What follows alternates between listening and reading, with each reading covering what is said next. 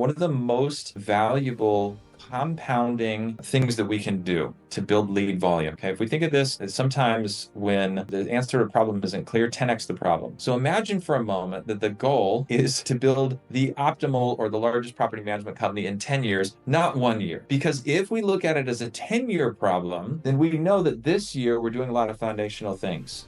And we're not going to set an unrealistic goal that's going to cause us to shortchange some of the discipline, focus, foundational work we're doing now that will provide the platform that we can spring off of and do this over 10 years. Because guess what? The hacks that we want to do this year to do more than we're capable of will get us more doors in the hopper, but then we're doing a straight line instead of an exponential. And so what we understand over time, after we do that long enough, building our own businesses, we realize, oh, wow, the most successful companies were not an overnight success. They didn't just get more leads. They didn't just say yes to everything. They got super clear about who they want to work with, and they all said yes to only those people. So they didn't paint themselves in a corner and absolutely destroy their future self with low energy and zero time, or staff that turns over because they're completely overworked and underappreciated, right? All of these things become necessary if we're looking at building a legacy over 10 years, but we overlook them sometimes if we're looking at a 1 year time frame. Welcome to the Property Management Success Podcast, where we interview leaders in the industry to uncover the secrets to profitability, efficiency, and achieving true freedom, whether it's your time, money, or lifestyle. I'm your host, Tony Cline, and I'm here to help you build a wildly successful property management business. Let's get to it. Hey, Tony, what's up? Hey, Mark, how you doing? I'm doing great. Thank you. I know we've been talking about this for weeks. Maybe a few months, just getting together and having regular conversations to kind of share and give back to the property management industry and also learn. I learn best by teaching and by talking. So super honored to be on the call with you today.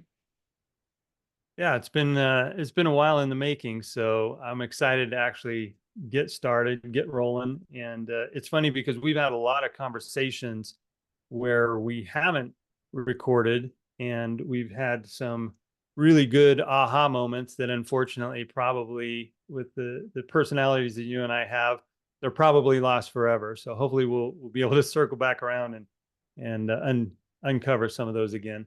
Yep, we'll do it. So, well, I feel like we co-host this conversation, but we just before we started recording here, we just talked about, how we could add value. And you were sharing with me that you were on a conversation earlier today about sales and was it specifically about the sales script? Because that's kind of what's on my mind. But tell me what you guys were talking about and how it impacts property managers. Well, we were just talking about some companies will set a goal and they will say, I want to grow 100 doors this year, or I want to grow 200 doors this year. And they put it down on, I wouldn't even call it a goal sheet because they don't really have the systems or the steps of what it'll take to get there. They just sort of say, I want to do this. And then at the end of the year, they look back and they look back and say, well, oops, I guess I didn't actually have the steps in place to get there. Or even halfway through the year, they say, well, we're behind. So now instead of doing 10 doors a month, now we need to do 15 doors a month for the next 6 months. But they don't really change what they're doing in order to actually be able to get there. And so it was really more about, let's see, I don't know how far we made it in here yet, but I'm going to bring up ultra running since that's a topic we both love. First 3 minutes. Yeah, first 3 minutes. But it's kind of like saying, I'm going to go out and learn how to run 100 miles without having actually put the work in to know that you can run 5K or 5 miles consistently, 5 miles at a time. And I think that's where people need to look at not just the big picture, but what's my very first step? And then what's that look like? And what's the next step look like? And how many times do I have to do that? Sometimes people want to get creative and change what they're doing when really it just comes down to, if you want to run 100 miles, it's the same 2 steps over and over. It's the right foot, left foot, right foot, left foot. But people get bored with the basics in business and they try to do something for a little while and then change it up. And so I know, Mark, you had mentioned that you have kind of some scripting that you follow in order to make those right foot, left foot, repeatable Totally. steps, doable for most people. So Well, let's talk about what I'm really great at is making mistakes. What are some of the mistakes I've made before I got to this script? And so that's what comes to mind first. Some of the mistakes I made was early in my business growth. I thought that it was all about getting more leads. My number one problem was I just don't have enough leads. If I had enough leads, everything would be different. Everything would be great. I could close more deals if I had more leads. Leads.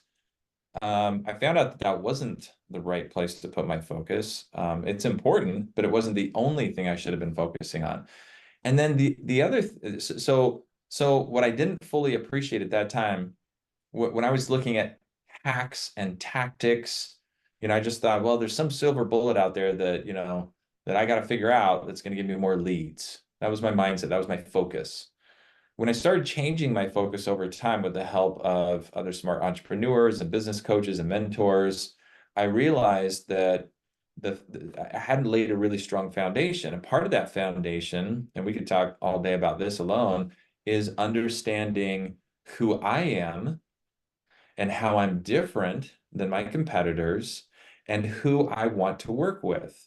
Of course, we all know that one of the classic mistakes of a small property manager who's growing is they say yes to way more things than they should say yes to. It's just we're so desperate for money. It's like the Maslow's hierarchy of needs is food and shelters at the bottom, and man, we need to pay the bills. So it's yes, yes, yes, yes, yes. Oh crap, what did I say yes to? So once I got clear about who I am and how I can use my God-given gifts and talents, my unique abilities in a different way than my competitors can to affect maximum value in other people's lives through property management, now I can understand who it is I'm looking for. So I feel like the self-awareness and then being really deliberate and focused about who it is I want to serve, and then understanding how to speak to them.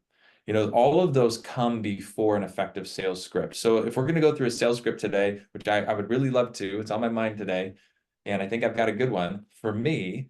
It's important to understand that I don't look at a sales script anymore as a hack, as a tool, as a gimmick to close more accounts. It really sprung out of this more careful, deliberate work. And I'm an impatient person, so it was really painful for me to like spend some years, some months and years to figure out who I am, how I'm different, who I'm looking to connect with, and how I add more value to their lives. yeah, I think this takes me back to what you said that a lot of people complain about, and you and I have both done it too, is we could just close more deals if we just had more leads. But one of the reasons why most people don't have more leads is they don't actually know who they're targeting. And so it's not that they have a lead problem, it's that they have a qualified lead problem. And the reason they have a qualified lead problem is because people don't know that the public doesn't know what makes you different, what separates you from the other voices out there in the marketplace. Why should I hire Mark? Why should I hire Tony? And by being really clear on the value that you bring to your market, to your industry, by really getting clear on that, now you can craft your message specifically to those people. And by crafting your message specifically to those people, it makes it sound like you're talking right to that person who is your a client, your target client. Yeah, So and let's underscore a little bit the importance of finding and saying yes to your A client only. What we don't realize when we're new and getting started and saying yes to everything is we don't understand that we're painting ourselves into a corner of future capacity, future energy, future time, future chances of success. One of the most valuable compounding things that we can do to build lead volume. Okay, if we think of this, you told me, Tony, sometimes when the answer to a problem isn't clear, 10x the problem. Okay, so imagine for a moment that the goal is to build the optimal or the largest property management company in 10 years, not 1 year. right. Okay, because if we look at it as a 10-year problem, then we know that this year we're doing a lot of foundational things. And we're not going to set an unrealistic goal that's going to cause us to shortchange some of the discipline focused foundational work we're doing now that will provide the platform that we can spring off of and do this over 10 years. Because guess what? The hacks that we want to do this year to do more than we're capable of will get us more doors in the hopper, but then we're doing a straight line instead of an exponential. And so what we understand over time, after we do that long enough, building our own businesses, we realize, oh wow, the most successful companies were not an overnight success. They didn't just get more leads. They didn't just say yes to everything. They got super clear about who they want to work with, and they all said yes to only those people. So they didn't paint themselves in a corner and absolutely destroy their future self with low energy and zero time, or staff that turns over because they're completely overworked and underappreciated, right? All of these things become necessary if we're looking at building a legacy over 10 years, but we overlook them sometimes if we're looking at a 1 year time frame. So two things that come to mind when you talk about that. It brings me back to when I first bought my company back in 2000. So this example, people would say, well, people don't actually write checks anymore, but stay with me on the example. I remember we had a client that I really wanted to be in this neighborhood, in this building. And there was a prospect that said, well, I'll let you manage the property, but I'm going to need you to deposit the check into my bank. And it happened to be the bank wasn't too far away from our office. So I said, well, yeah, okay, I'll go ahead and manage your property. And then because we were a smaller company, I'll go ahead and take on that extra responsibility of collecting the rent from the tenant and then waiting for the check to clear and then cutting you a check and then remembering to drive that over to your bank and putting that in your bank. And when you're small, you're grabbing at whatever you can to try to get enough business to be able Yeah. to meet that first level of hierarchy of needs. And so you start taking all of these things on, but the problem with that is you're not building something that is duplicatable, scalable, and you start doing all these little one-offs thinking that you're doing the right thing. But the problem with that is you're building a system that, because it's not standardized, you are going to fail at it at some point. You're going to let them down. And what I've learned just over time, I think you probably learned the same lesson, is that it's better to say no up front to something that doesn't fit your model and the way you do business than to say yes and wait to see how long it takes you to screw up and upset that customer, or wait for that client to upset your team just because they're not a good fit. So the first one is really getting clear on that avatar and saying yes to the avatar. But the second thing is saying no to people who aren't, because you're going to churn them out the back end That if is they're not the so right one. hard. That is Yep. so hard to do when you feel like you have spare capacity available to make more money. My thought process at the time was I ran it through the filter of, can I do this? Can I meet this person's needs? And the answer often was yes. What I should have been thinking is, once I have a staff of 5 people that I'm paying $20 to $30 an hour to, how often are they going to be able to meet this expectation, or exceed this expectation? And the other way of thinking that is, if I'm agreeing to what I can produce at my 100% capability, then I'm really messing up my future. I'm Yeah. stealing from my future company. I'm stealing the happiness, the joy, and the money from my future team, employees, and myself. What I need to do right now, as hard as it is to say yes to only those things that I can fulfill at 70 to 80% of my ability, because Mm-hmm. that's scalable. And when we say, but it is so hard to say no. We get about 70 to 80 leads a month right now. We consider about 50 of those to be qualified leads.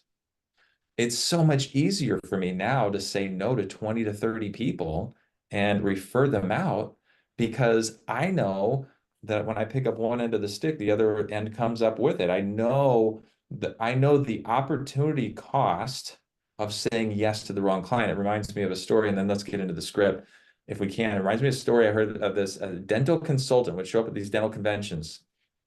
Guy would have a line. He was a vendor. He would have a line in front of his table every single time because he had a 100% success rate at quadrupling the profitability of any dental practice that he agreed to work with.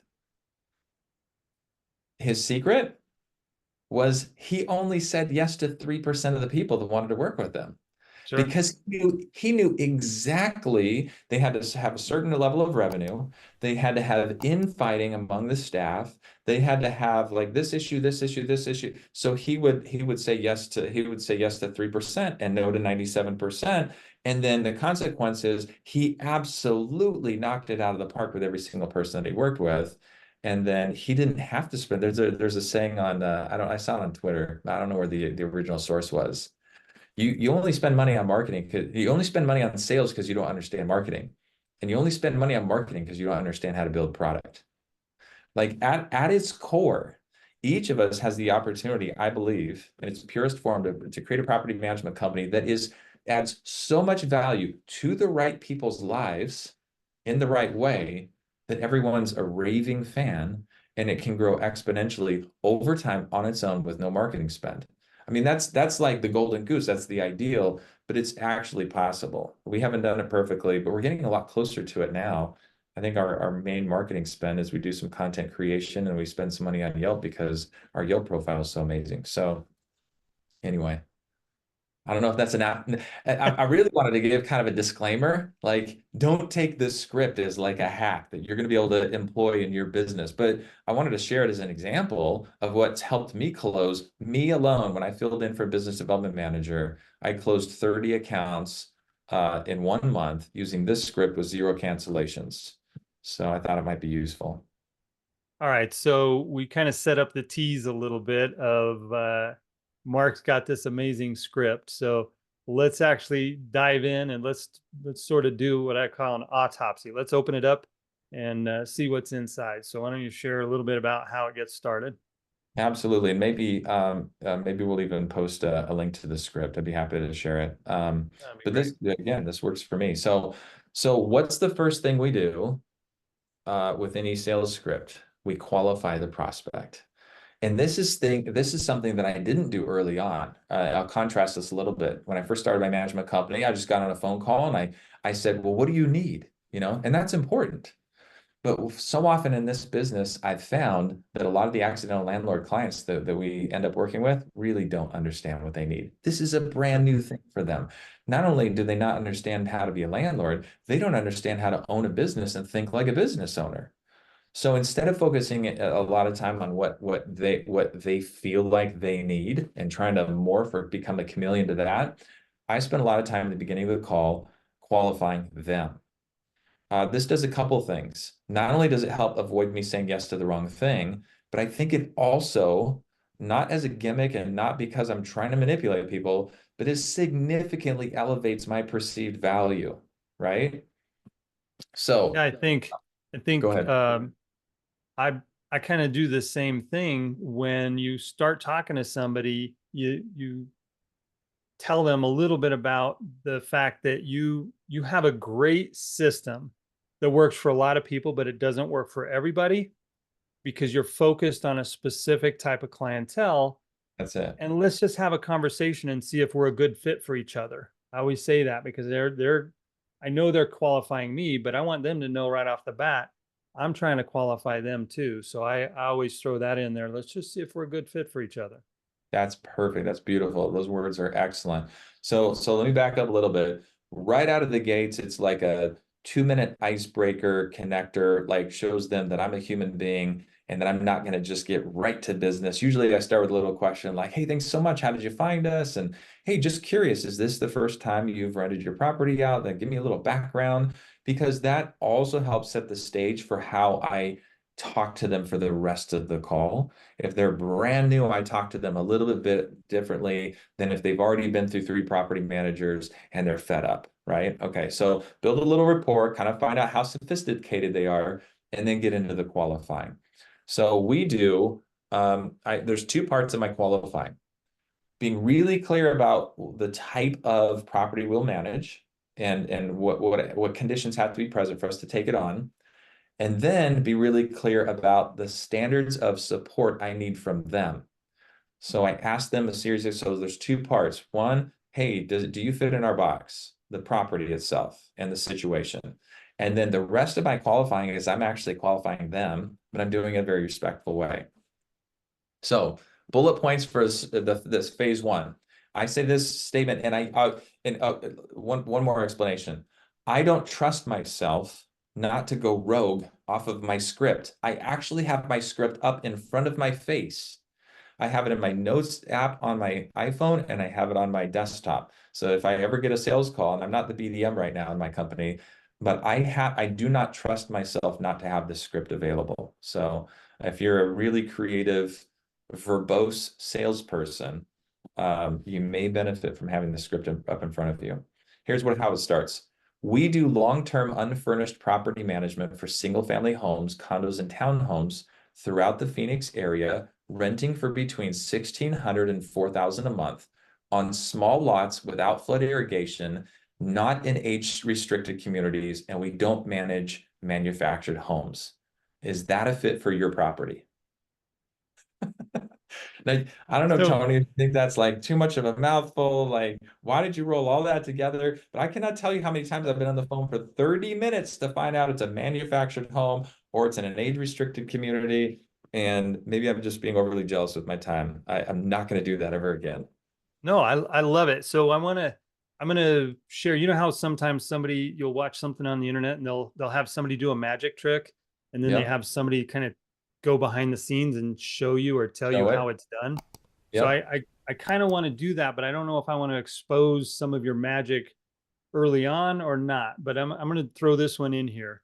Okay. Um, and some people may say, well, yes, of course. But some people, I think this is going to be a big aha moment.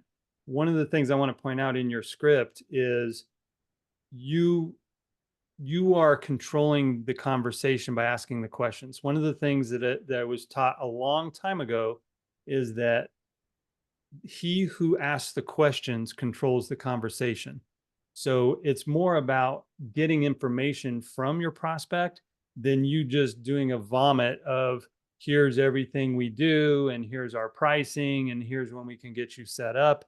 You can still answer all of that, but you answer it by asking questions, getting them to lead you to where you can just drop that nugget on answering that specific question with a key thing that you have to say, but it's at the right moment as opposed to just reading an entire script of here's our fees and here's what we do. So I love how you start out with that framework of here's the type of property we manage. Is that you? As opposed Yes. to, like you said, waiting 30 minutes and then finding that out, because I think we've all done that. We've all spent way too much time on the phone with prospects that turn out that they weren't actually truly a prospect. They were just somebody Yes. on the other end of the phone. 100%. And let me add to that if I can. You'll notice, and this script could be improved. I'd love to hear from comments from people watching this, how you think I can improve this. So I don't want to pretend like I've got all the answers. It's worked really well so far, but we need to make it better. But here's what I think.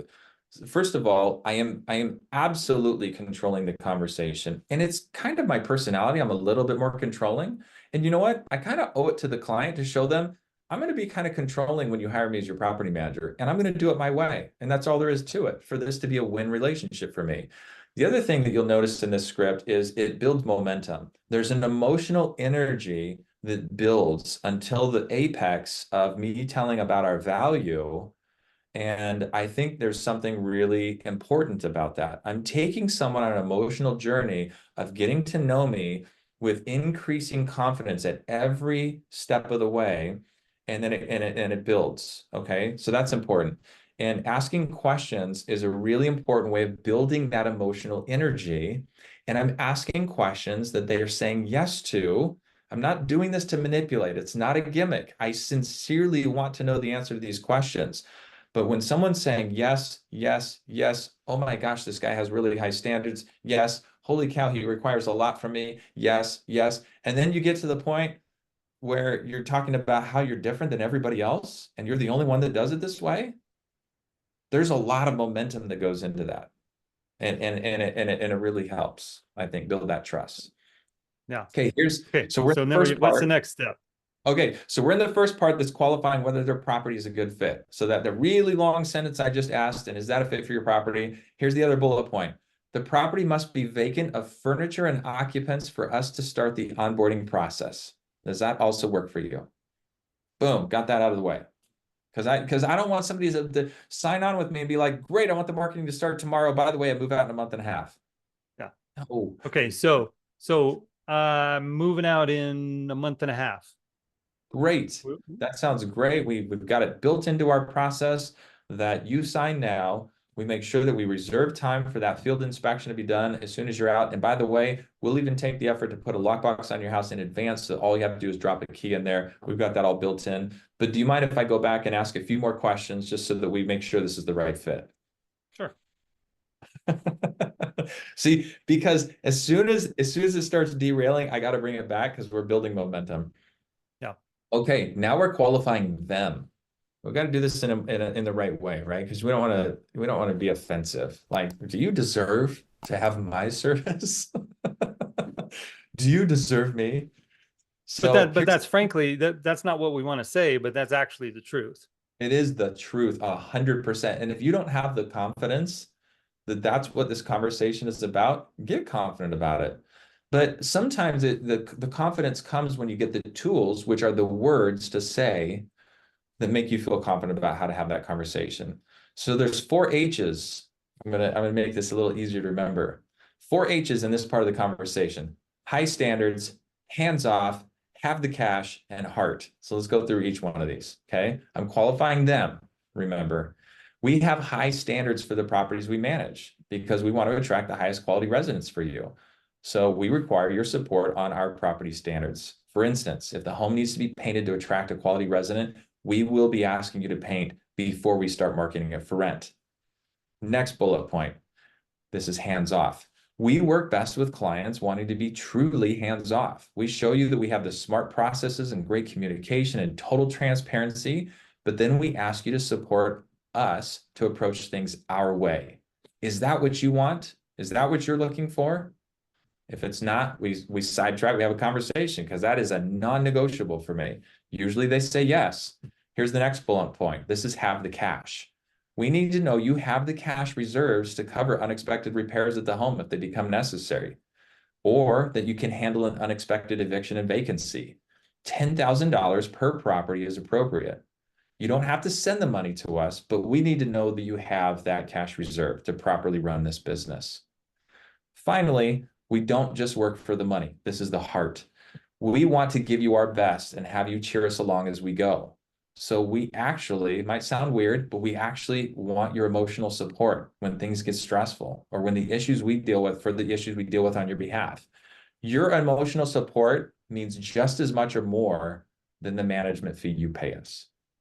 So far, are we aligned with your expectations? Does this seem like a good fit so far? Yeah, I think so. I mean, I'm not sure on the $10,000, I mean, if I just have room on a credit card, is that good That's enough? totally Or fine. That's totally fine. What we want to do, and I'm about to highlight this. That's a great segue, actually, Tony. So let's go into this. Now I'm going into the three features of the business. So if they ask a question like that, I'm going to roll it into the three features that set us aside from the competition. And one of those is that we think and act like a business manager. We are not your reactive tenants and toilets property manager. We're a completely different category. And this is vital. If you are a premium priced service, it is vital that you completely separate yourself from run-of-the-mill property management. Why? Because in that bloody red ocean, it's all about fees. You have to completely create a new category where nobody can even be compared to you. well, So Mark, I'm getting let's ahead of myself. I don't want to Yep. derail you, but I really want to focus on that point. In that bloody red ocean, it is all about fees. And the reason it's all about fees is because normally when a client calls to interview a property management company, a lot of them have never been managed before. So they don't know what to expect. So they don't actually know what we do. And so all they really know to ask is, what are your fees? They want to compare your fees to somebody else's published fees and then see who's the cheapest, because that's the only point of difference that they have between two management companies. So everything that you've done so far, Mark, in this script, I love because it's setting you aside, apart from everybody else that's fighting in that bloody ocean. You have been from the very first moment of this call separating yourself from the crowd and Yes. removing yourself from the bloody ocean, where you are the only person that they can choose if they want this level of service. 100%. You have to create a category of one because it's there's no way it's about fees. And honestly, you are a category of one.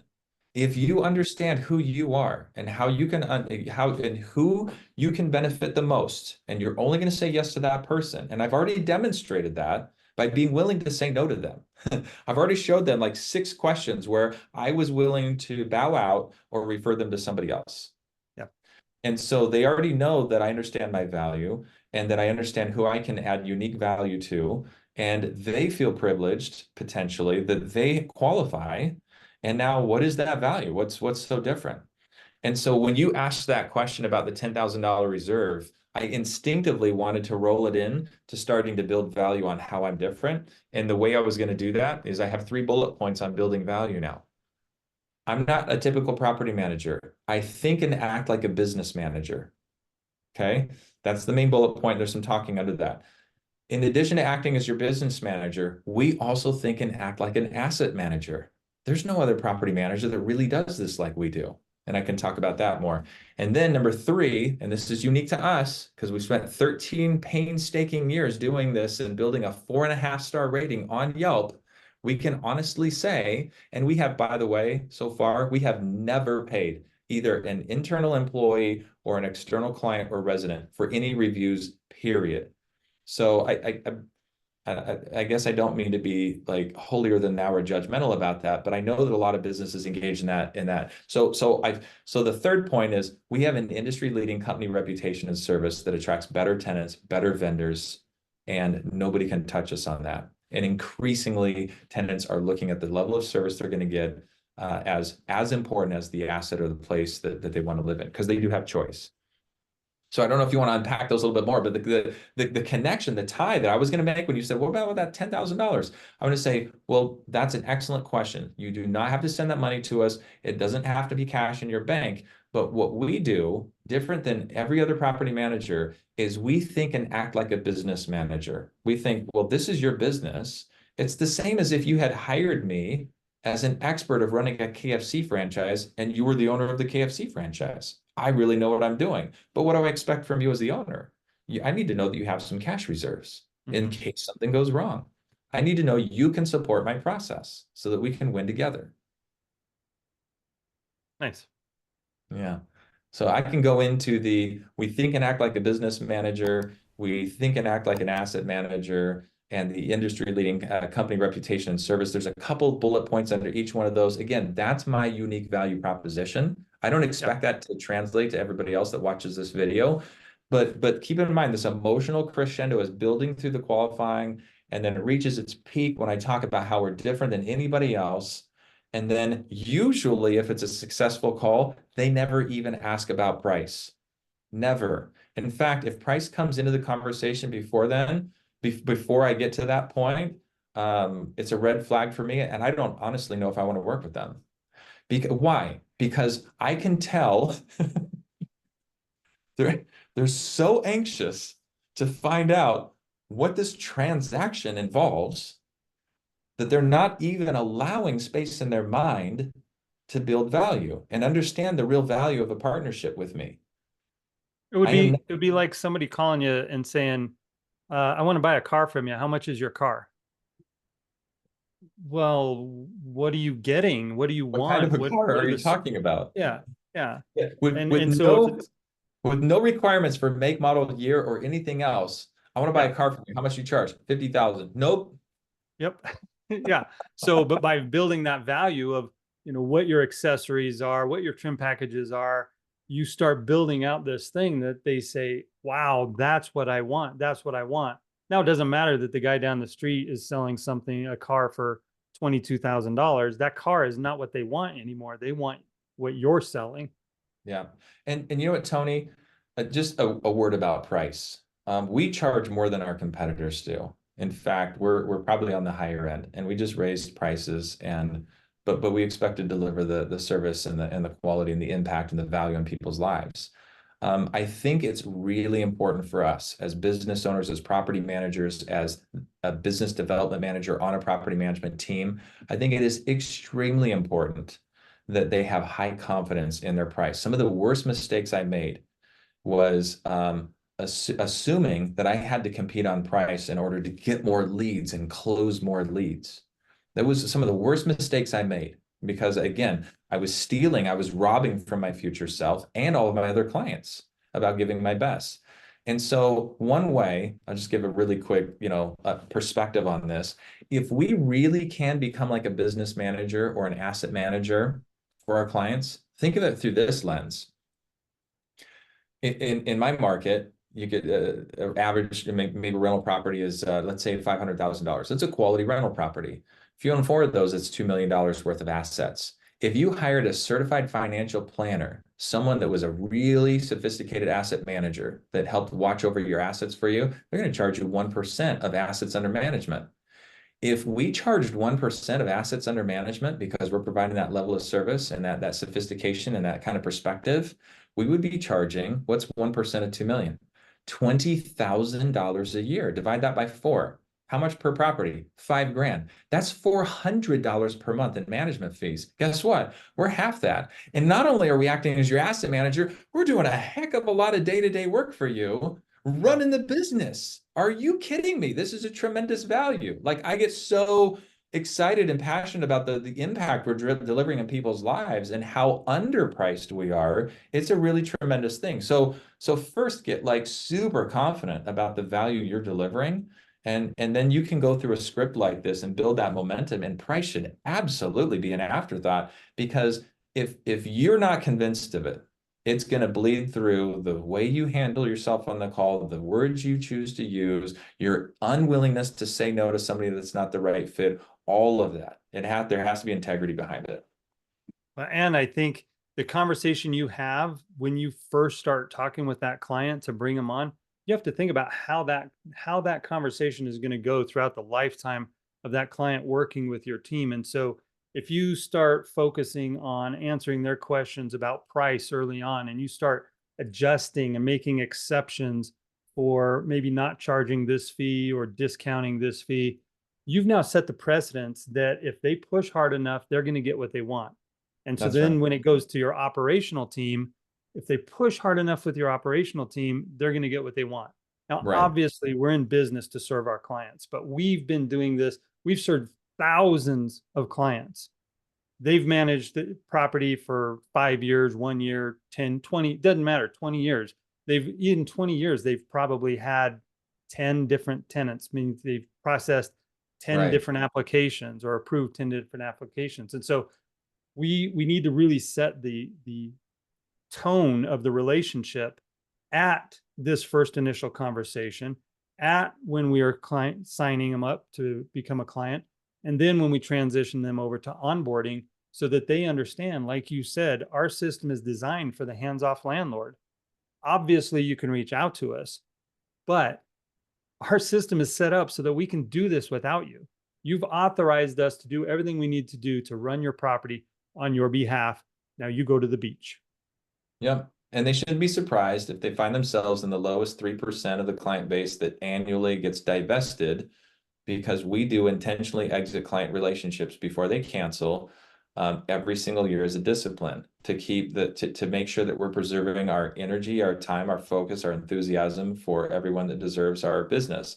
And not to be rude that some people are undeserving, but it is the reality that if we're committed to win-win-win property management, that means we do not agree to any of those three parties losing. The tenant doesn't lose, the owner doesn't lose, and we don't lose. And if any one of those goes to a lose, we have to back that up with the integrity that says we're exiting the relationship. Mhm. What else about this do you think? So I wanted to share one more thing. So I intentionally keep this conversation short. Why would you keep the conversation short, Mark? You got the fish on the hook, reel it in. Well, part of the point of keeping this short is it shows confidence. And I know that there's some follow-up that needs to be done. And there's a book that really inspired some of my approach or thinking about sales, and it's They Ask You Answer. And in They Ask You Answer, they talk about taking the role as teacher. When you're selling something, you're the teacher. And what does a teacher do? A teacher doesn't ask the student to teach them or tell them how. A teacher takes a position of authority, shares information, and then a teacher gives homework. Okay. So what do? I say, you know what? I do allow some time, maybe 5 minutes for Q&A, but if it starts getting long, I said, you know what? You're going to have more questions. And I'd like to schedule a follow-up call now, 2 days from now. And I would like to ask you to do two things for me. I'd like you to read the management agreement, and then I'm going to send you an email with a few short videos of me talking a little bit more about some of the most commonly asked questions. I'm also going to give you a link to our website that gives FAQs. So I'll give you these resources, but I'd like to, I know you need some time to process through these. You're going to have some other questions for me. I'd like to schedule a follow-up call, maybe 15, 30 minutes, 2 days from now. I'd like to put it in the calendar now, if that's all right with you, and make sure that you have time to look at these, and then we'll come back and see how you feel about moving forward. Now, I'll put a caveat to that. If by the time I build to the apex of the climax of the emotions and everything, and they're like, all right, great, you know what? I've already talked to a lot of other companies. You're night and day different. Let's sign up. I'm not going to say, well, I need you to pump the brakes here. I got to give you some homework. We're going to go 2 days. No, if they're ready to sign, you shut your mouth and you give them a link to sign. That's sales 101, right? Yeah. So I know there's a little bit of differing opinions on when you're going to sign a management agreement and when you get the additional information that you need to actually manage the home. And I could argue either side of the coin. You have to pick a way to do it. And so I'll tell you the way that we did it. But if you just sign the management agreement, one argument is you got to make it as easy as possible for people to say yes. So the moment they say yes, you get them something easy to sign and get it done. So that's one way. The second way is I know that when they're ready to work with me, that's when I have the most attention that I'm probably going to get from them. And so I want them to fill out a landlord and property questionnaire that gives us the information about the HOA that their house might be in, attaching any HOA documents, telling me anything about the property that might be unique, any security systems, anything that is in there that I would need to be able to properly prepare the paperwork for us to move the relationship forward. I can argue either side, but one of the things that we wound up doing was when we would get to that point in the conversation, Mark, obviously, if they said, yes, I'm ready to sign up, we're sending them this link now. But just like you, if I wanted to send a follow-up appointment, what I would do was I would do that same thing. I'm going to send you a copy of the management agreement. I'm going to send you some things to read. We didn't have the videos like you, but we had a FAQ to read. But I would also include the link that would say, if in the meantime you decide you're ready to move forward, click this link. It's going to ask you some questions about you and your property that gives us the information to get the management agreement going for you that would authorize us to manage the property. And so we would set a follow-up call, but I would say at least 50% of the time people would go ahead and click that link anyways, sometime between now and the time that they were going to meet back up with me for the call. And then they would send that out. And as long as we had everything, I would say, hey, you're still on my calendar. I'm still ready to have that conversation, but it looks like you've gone ahead and taken that next step. Is there anything that we need to further discuss? And a lot of times they'd say, no, I'm good. When can you have the property on the market? Yep. And so just by adding that link at the bottom of what you're sending out, hey, we're going to meet in 2 days, but just in case you're ready to go before that, here's the next step. People would take that next step. 100%. And there's another, I mean, we could go, there's a few different things we could talk about here. We probably should bring this to a close soon, just to keep it compact enough for people to have a chance to watch this whole video. But there's another vein that kind of comes to my mind, which is like, well, hey, I'm just doing my due diligence. I don't need to hire anybody for 6 weeks. For those types, I try to close now. I try to say, hey, look, really, honestly, I would suggest that we use, with respect for your time, you're doing the due diligence now. Everything's fresh in your mind now. I would like to bring this to a close. And if we think we're the right fit for each other, let's sign you up, even though we know that we've got a month and a half. That way you're taking full advantage of the time that we're investing together right now.